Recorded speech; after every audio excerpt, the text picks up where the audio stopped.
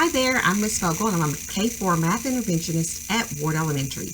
And I want to show you how your kiddos can take a deck of cards and play a great game to help them become fluent in making 10. So you can use a regular deck of cards and just take out all of the kings, queens, jacks, and use your ace as a 1, or you can use Uno cards or Greg Tang cards, whatever you want to use.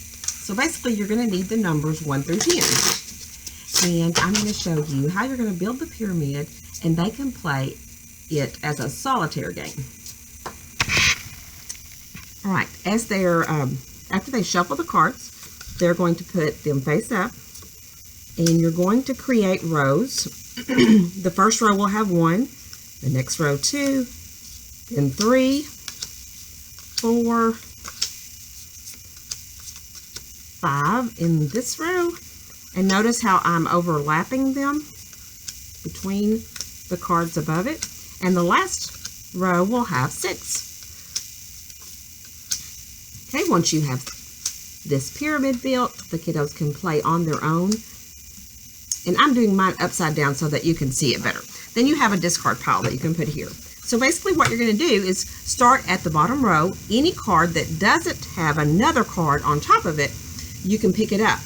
So we can pick up the whole bottom row this time, and what we're doing is looking for a combination of 10. So I have 6, 4, 3, 9, 6, and 7. So I see that 6 and 4 make 10. So the student can pick those up and put them over here.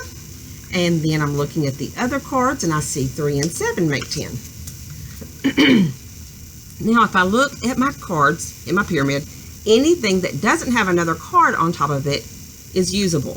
So now I have 8, 2, 9, 6. And I know that 8 and 2 make 10. So I'm going to pick those up and move them in my points pile. Okay, now I have a 10, a 9, and a 6. 10 is a 10, so I get to pick that one up. And now the only cards left that can be used are these two. And they don't make 10, so I go to the draw pile. Flip a card, and I have a 4. 4 and 6 make 10, so I get to take those two cards. Then I have a 5 and a 9 that's usable. So I'm going to draw another card. I still can't make a 10, so I'll leave that 7 up and draw another card. This time I got a 1. 1 and 9 make 10, so it's in my points pile. Now remember, my goal is to try to eliminate all these cards before I run out of cards to draw from. So here I have a 10. I can use that one. And now my cards are showing 10, 8, and 5. I can take my 10 card again.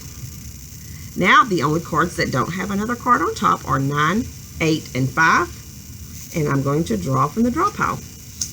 I got a 3. I don't have a 7, so I'm going to have to draw again. I have a 9. I don't have a 1, so I'm going to draw again. This time I got a 5. 5 and 5 make 10, so I get to put those in my points pile. My usable cards now are 9 and 8. I'm going to draw, and I got a 6. My next card is a 3 and a 6. So I'm looking for a 1 or a 2 to be able to use those cards. All right, this time I got a 1. So 9 and 1 make 10, and I get to put that in my points pile. Now, the only card now that I can use is an 8 because the others have something on top of them. So I'm going to draw again, and I got a 2. Well, I can make a 10 with 2 and 8. And so now I have 4 and 2. They don't make 10. I'm going to keep drawing from my pile here. I have a 4. That won't work. I have a 9 and a 3. So I'm going to need a 6 or an 8 to be able to use these cards. That's a 2. That's a 7. 5. 8. 8 and 2 make 10. I use that for my points pile. And I have a 4 left. My last card was a 10, so that's in my points pile. So I made it up my pyramid with 6 cards left. And they could just make it a personal go, maybe play again to see if they could get higher up. But again, the goal is to eliminate all their cards. This is a game they can sit and play by themselves over and over. So it's a great solitaire game for making 10.